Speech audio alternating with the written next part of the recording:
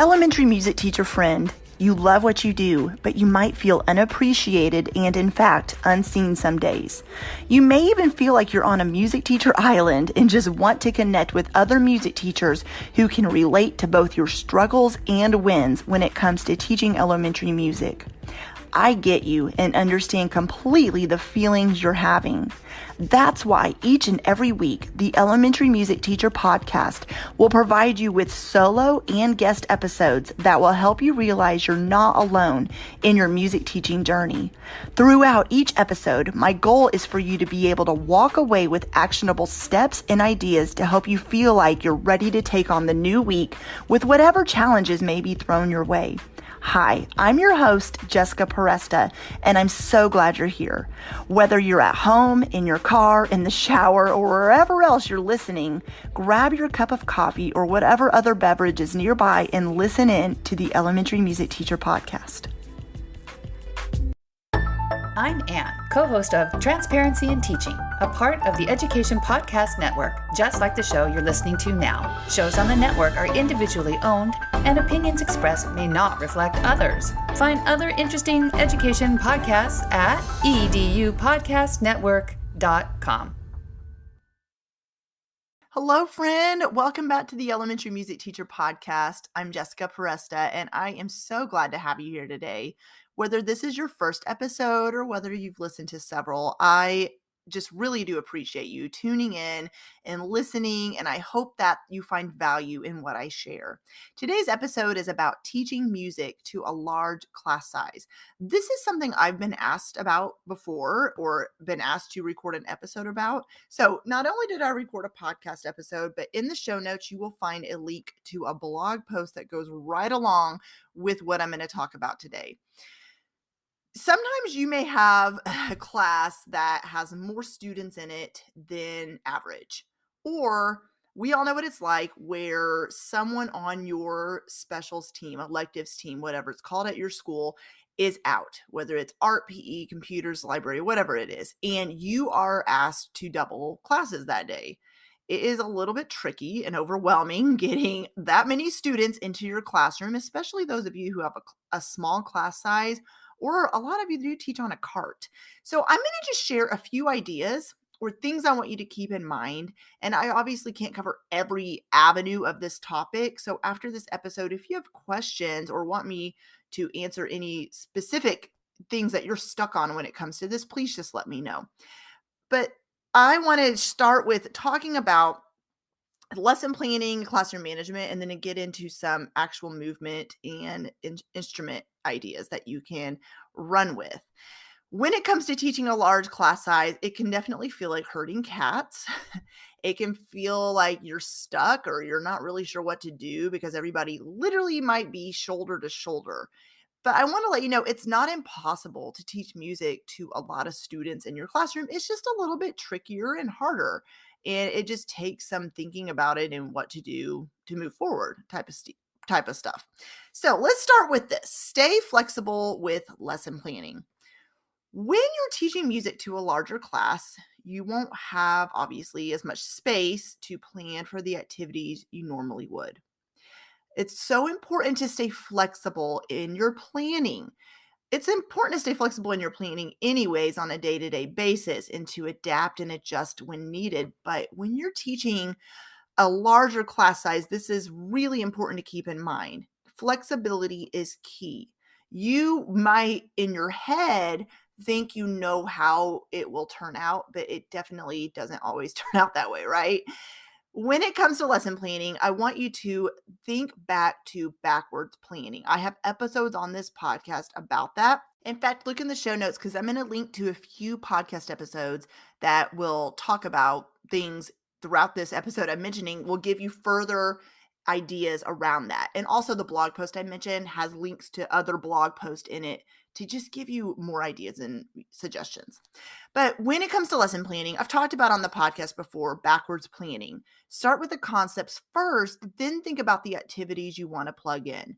So the same goes when it comes to teaching a larger class size. What concepts are you covering during that class period or during that week, however often you see them?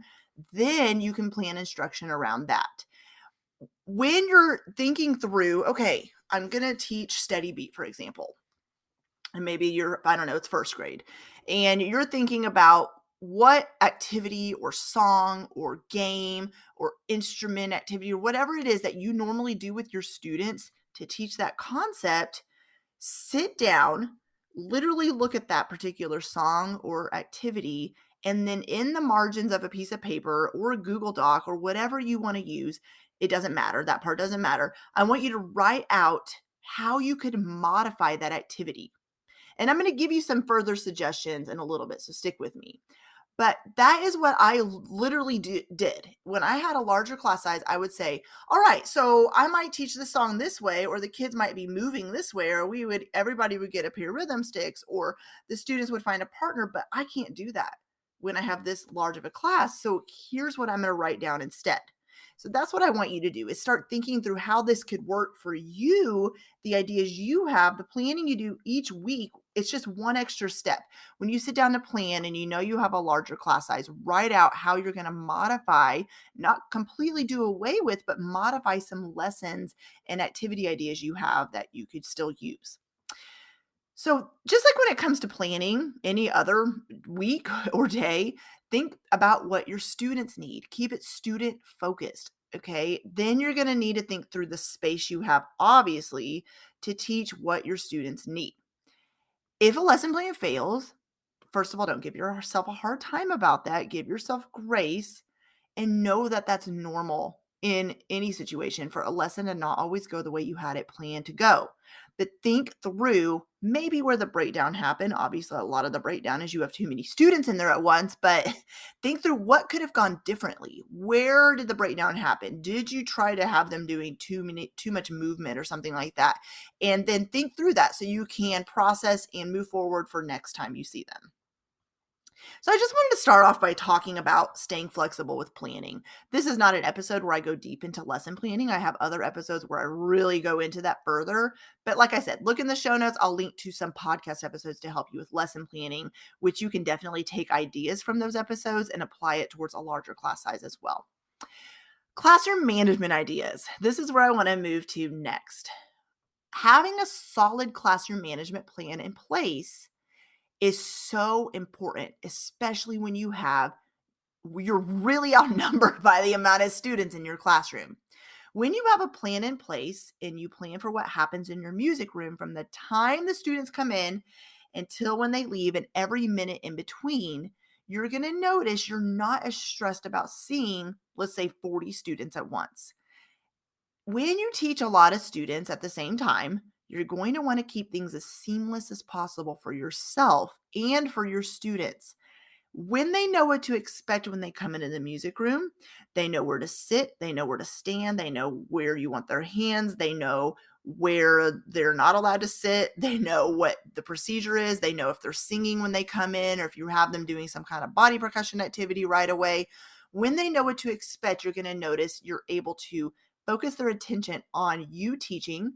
They're going to get settled a lot quicker. You're not going to feel like you're spending 30 minutes trying to get everybody quiet and paying attention. Have them get started right away with something immediately and have them know the structure and flow of your class period as well. So they are able to know the transitions taking place, what's happening next, and things like that. Okay. But also be okay with the chaos and noise. I know that's easier said than done. I am completely just going to keep it real with you like I always do.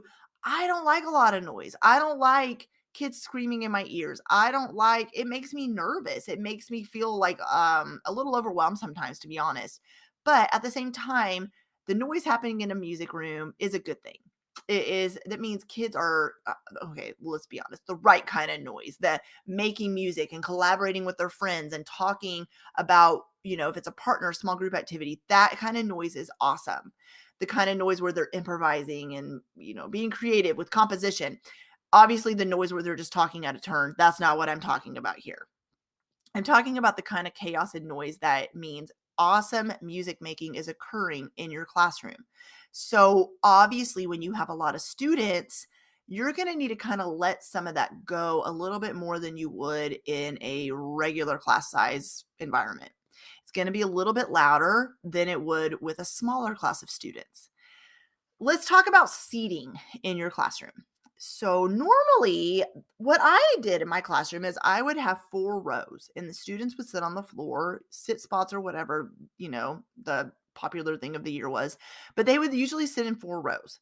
And let's say there was like, I don't know, 6 students per row, depending on the class size. Okay. So let's say 6 per row because that's 24 students.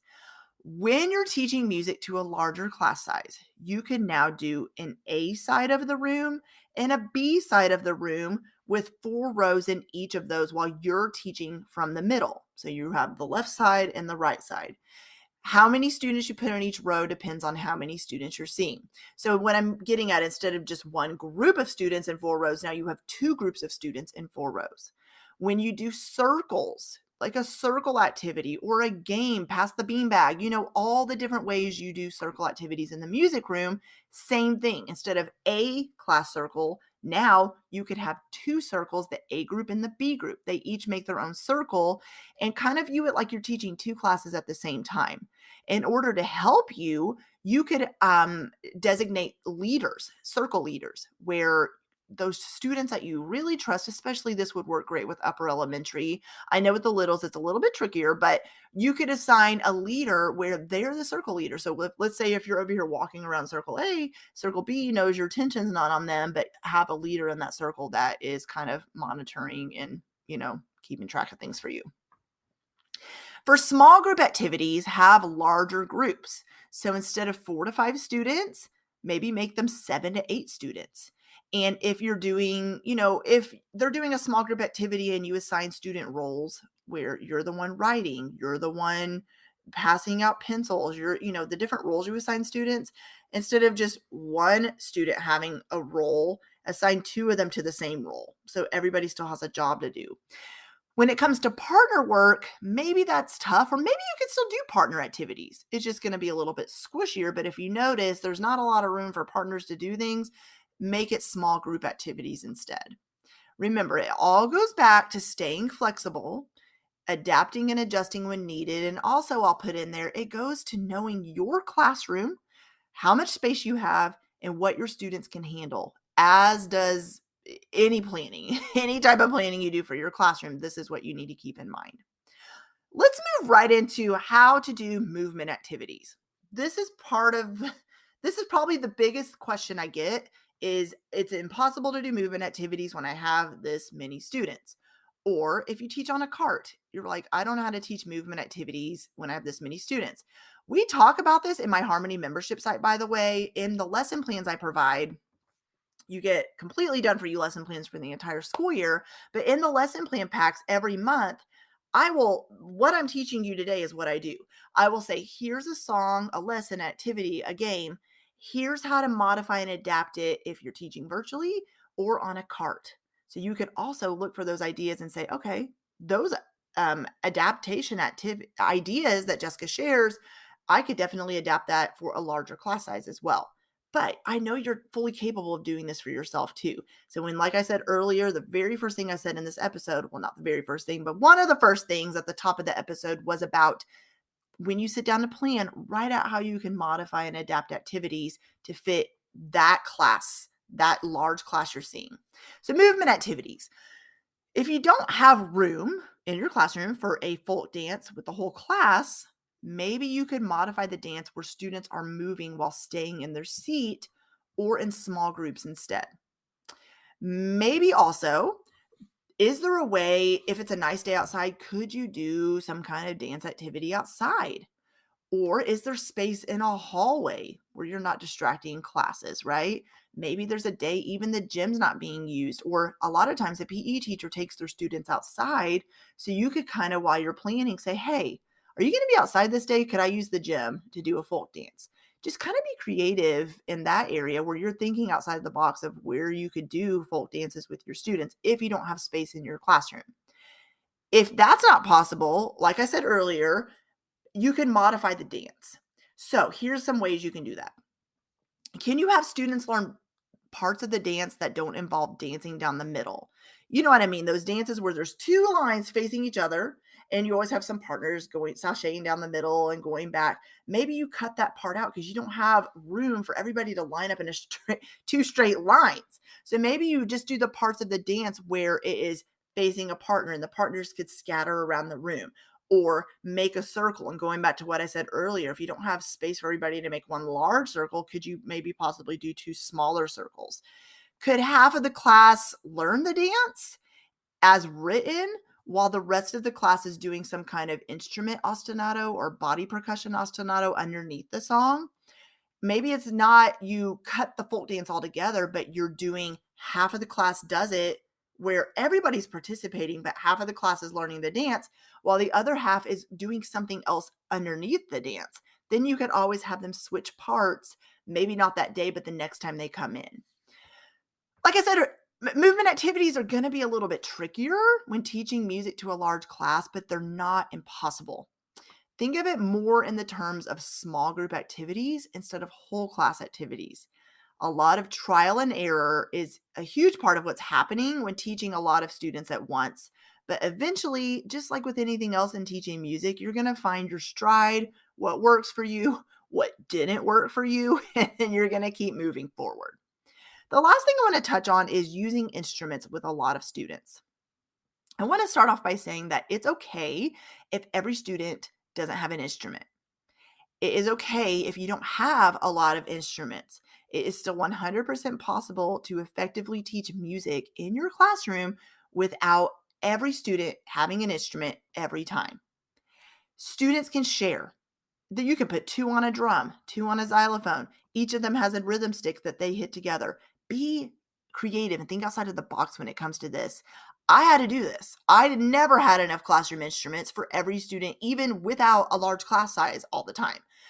But I always had my students who did not have an instrument do body percussion, or they would stand up and do some kind of movement activity with a small group of students, or they would be the ones singing the song. So rotating parts is a huge part of it, where if everybody can't do the same instrument activity together, have them in small groups doing something where they can rotate parts. You can also think of it in the terms of center activities. This is something I love to do, and look in the show notes because I have a link to a podcast episode about this.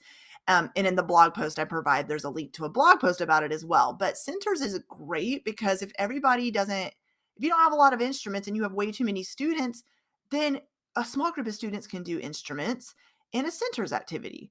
And then they can always rotate and read that or listen to that episode about how they go about doing that. If you're teaching a speech piece or doing a composition or improvisation activity, students can also rotate parts as well. Think of it in terms of rotating parts, smaller groups, not everybody doing the same thing all the time. You're more of a facilitator sometimes when it comes to a large class size, and you are helping the students learn differently. They're learning music still, but in a different kind of way because you don't have a lot of space and there's just too many kids. So keep track of, when it comes to instruments, who's playing what the activity is, where they're, what activity they got to do, that instrument it is. And so everybody's getting to do something different each time they come in, and they're all going to be happy. And just like, here's a little phrase I always like to use: you get what you get and you don't throw a fit. That is a great phrase to use when it comes to a large class size, because that's something you're probably going to need to say a lot, because they're just going to need to have an understanding of, we have a lot of kids in here. You're not always going to get to do the exact instrument or activity you want it to in the way you want it to, but we're in here to learn music and have fun.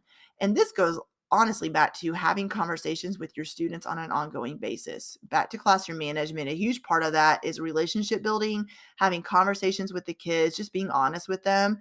We're going to have fun in here, but we're going to have to change up the way that I've done things in the past. But listen, it's going to be great, and we're going to make the most of it. So if you've taught music to a larger class size, I would love to hear about it. Let me know.